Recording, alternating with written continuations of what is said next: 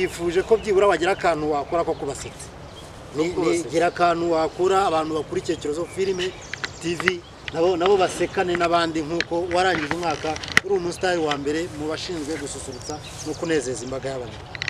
Okay, nge nanga umukobwa nsuza mu mwana bambwira waramutse abona ari kundeba nk'ikimbwa ihaze kandi afite ikibuno gihenga kuko abakobwa bafite ibibuno bihengamye ribo bira tokule.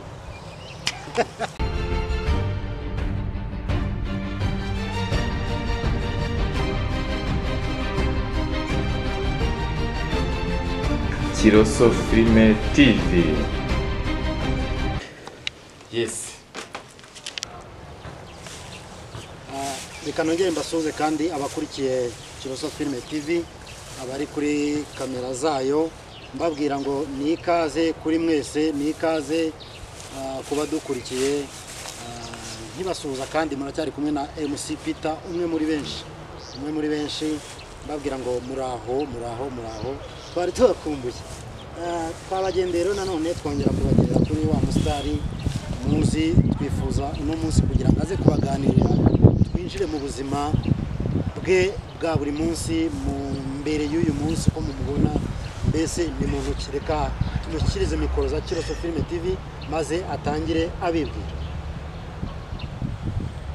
Okay, my name is Gasore Pacifique ariko akazina musanzwe muziho ni Akamwana OG.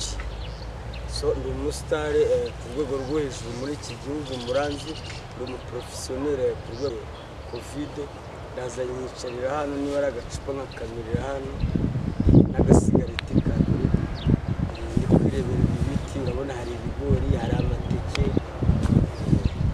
kira kitu ugasanga ibintu byose ni correct kwirinda n'urusaku rwo ku muhanda amamodoka n'abasinzi baba barwara niyo mfite agakesi kanjye ndaza nkakamirira ubuse nirinda stress cyane iyo mfite stress ndaza nyicarira hano nabanze ngasubiza ubwenge ndabona ipaki intore yawe wayishyize hariya ku ruhande ipaki mba nyifite ipaki yanjye hano ifite n'akabiriti n'akayoga buriya hari haruguru kuri ari amazu kabaga. None se mwino minsi ko numvise ko nta tubari turimo dukora kandi nkaba mbona uri umukunzi wako warasezeranye kutazaritatira ubasha kuribona kuribona no kuribona bwihishwa kuko nabo tuba dushaka kugaragaza inzoga kandi urabona guverinoma yacu yavuze yuko ubu bari bugomba kuba bufunga. Niyo mpamvu ngewe nanga kwicara mu kabari ndarirangura nkaza nkarisomera hano mu busitani. Ngo kuvuga ujya kuri depo ugaterura agakesi kawe ukagatereka mu rugo nk'umustari nk'umunyamafaranga ndakubona rwose nkurikije style wambaye urahenze pe n'abakobwa banyangaga ubu basigaye bawo ubu bose basigaye nambuka rwose mu mujyi wa Kigali abona abakobwa rwose nta kabari nageramo bafungiwe n'ububari nta kabari nageramo ngo ngurice. Icyo nabonye ibintu byose ni magirirane kandi Imana kuko ari imenye ejo hazaza h'umuntu nibazaga neza yuko nyuma yuko urugendo rwawe rusubikwa biza ku bibazo sinzi wenda nshaka kuvuga urugendo abakurikiye Kiroso Filime TV bikabagora no kubimenya nigeze kumva neza yuko wari ugiye kujya muri Amerika urugendo rugasubikwa byagenze bite? Okay, urabona nkatwe n'impunzi nkomoka muri Congo twahungiye mu Rwanda tujya muri Leta Zunze Ubumwe za Amerika ku rwego rwacise nta kiguzi dutanga na ruswa dutanga washyira n'irya ruswa iyo bagutomboye uragenda bisanzwe ukagenda n'abantu. Rero byari byangezeho ayo mahirwe yangezeho kubera agacupa barangamira agacupa gute nasize agacupa abantu bakurikiye Kiroso Filime TV ushobora kuvuga agacupa bagahita bumva ujya akanywa wese gashobora kuzamubuza amahirwe akakareka agacupa kakurije amahirwe gusa. Ikibazo kibi ni uko kamwe gakabya kakagukoresha amakosa kakurije amahirwe gutagambuje amahirwe icyo gihe nari hafi kugenda nza gusinda ndasinda cyane ndenze urugero rwana n'abaganga abadokiteri bari kudupima ba UN International Organization for Migration aho nagarukiye nari ngiye kugenda ndwara n'abaganga bahita banjyana Indera Karayesi. Ibaze ko wari ugiye kujya muri Amerika bakakujyana Indera mu kigo cy'abasazi so nahuye n'uruva gusenya ahubwo ntabwo wahuye n'uruva gusenya wavuye n'uruva gutora inkwi kugira ngo rutekere abantu. byagenze gute? nuko byagenze none se umaze Ariko kumbwira ndacyafite neza ko amahirwe. umaze kumbwira ko byatewe nuko wari wanyoye agacupa urangije urenza dozi abaganga bagupimye basanga ntabwo uri kugenda ahubwo ukwiye kujya kwa muganga Indera. None se nyuma yaho nta yandi mahirwe baba barigeze baguha cyangwa baba barigeze ubona? amahirwe arahari ni uko cyari iki kibazo cy'amatora muri leta zunze ubumwe za amerika ariko uriya Joe Biden bashyizeho numvise rwose kuri radiyo ari gukora gahunda neza mu minsi iri imbere ushobora kumva bamamagaye kuko twe baradutungura ntabwo baguha gahunda ngo uzagenda tariki iyi n'iyi cyangwa se umunsi uyu cyangwa umwaka uyu ubwo baradutunga isaha n'isaha wakumva bamamagaye ngiye ngasimba.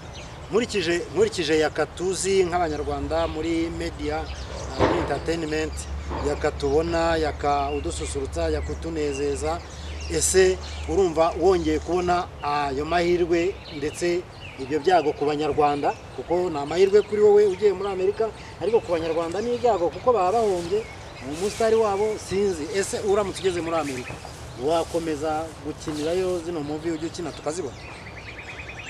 Muri Amerika ntabwo nzi uko bizagenda kuko biterwa n'amabwiriza yaho, sinzi amabwiriza yaho kandi burya ahantu hose haba amabwiriza, zubahiriza amabwiriza yaho. Nibinshobokera gukina movie nzakomeza nzikine, niba ngombwa nimbona agafaranga ngarukire hano iwacu mu Rwanda, hano mu Rwanda nkomeze shooting n'ubundi busanzwe. Nshingiye ko aho ugeze mu iterambere mbona ko umaze kwiyubaka. Amakuru menshi bagenda bavuga kuri akaba bavuga ibintu byinshi by'iterambere bidasanzwe ku buryo hari n'imodoka nyuzo hano rugumije gukurira ngo tuganire, numva barambwiye ngo iyi n'imodoka ari yaka ngo niba yamuzanye ngaze gufatira akayaga mu busitani buri hepfo aho ngaho, none ubonye nza gukurira kuko ubwirije ukurira imodoka ariko ko ni yawe. Mfite imodoka eshatu, n'ubu hari izindi ebyiri nasize iwanjye njyana uko ari yari yanzanye hano Gikondo nje kubona namwe, ariko mfite izindi iwanjye uzagera iwanjye buriya hariya Nyarutarama n'umugore wanjye Keza. Yakararenze yakateye imbere none se yakunda umuntu woroshye. Oya agenda bizi kuri umuntu utoroshye. Mfite n'imirima y'ibirayi hariya za Ruhengeri Musanze. Oya uri umuntu udasanzwe. Genda kuzi ariko abantu bakurikiye Kiroso Film TV wenda ntibari bakuza ariko yakanyine mu mumenye yakanuwo nguwo wateye imbere yatejwe imbere na media. Wa munyamakuru uretse ibintu byo kuvuga hari abantu ngiye bambona bagashaka gusuzugura kandi ngiye ngo nuko wenda nkunda agacupa nkunda itabi ariko ngiye mfite umutungo uhagije, nashaka n'abagore batandatu kandi nkabatunga. Abagore batandatu ariko muri Kongo bo barabemera se ko mu Rwanda bitemewe? Mu Rwanda ni umugore umwe.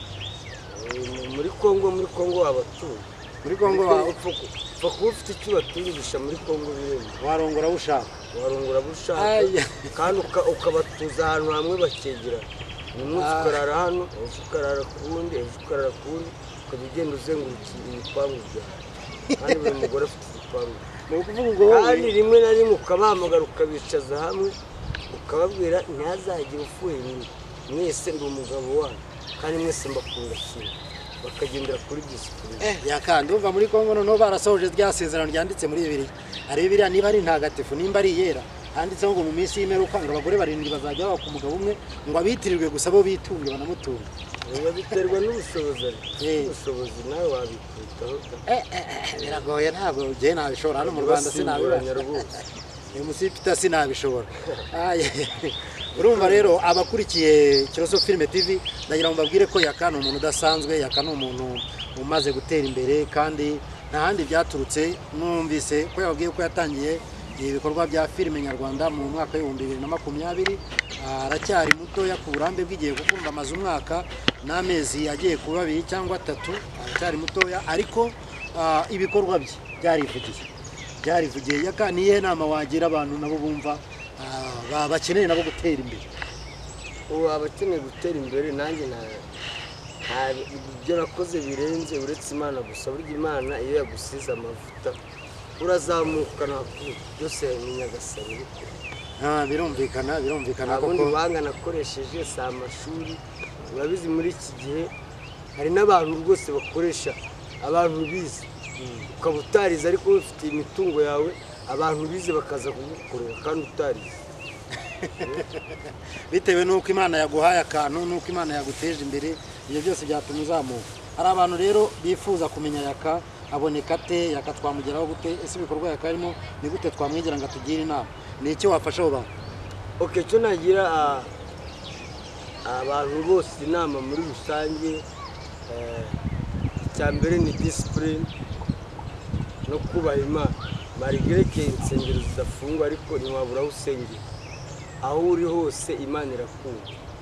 Kandi gusenga Imana ntabwo ari ukuvuza ingoma ujya hari uririmba urarumena abantu amatwi ngo uri gusirimba, nubwo wasengera mu mutima Imana irakumva kandi igakora ibintu igomba. Imana nawe itinye nawe ishiraga nkurikije uko mbyumvise nka Yaka tuzi, Yaka wo uboneka kuri Kiroso Film akaboneka n'ahandi, abantu bakurikiye Kiroso Film ni iki wababwira? Abakurikiye rero Kiroso Film, subscribe, comment kandi mujye mukomeza gukurikirana ibiganiro byacu mukanda kuri kakazogera rero muzamufashije. Shimira n'abakishyigikiye, narangije umwaka ndi wa mbere, narushije abandi basitari ibigambo byinshi, na n'ubu ndacyabafitiye ibigambo byinshi cyane ngomba kubasetsa babasusurutsa mugaseka. Nizo nshingano zanjye nk'umukomedi mu Rwanda. Murakoze cyane. Abantu bifuje ko byibura wagira akantu wakora ko kubasetsa, gira akantu wakura abantu bakurikiye Kiroso Film TV nabo basekane n'abandi nk'uko warangije umwaka uri umusitari wa mbere mu bashinzwe gususurutsa no kunezeza imbaga y'abantu. Okay, njye nanga umukobwa nsuza mu mwana bambwira waramutse, abona ari kundeba nk'ikimbwa ihaze kandi afite ikibuno gihenga, kuko abakobwa bafite ibibuno bihengamye aribo bira tokule.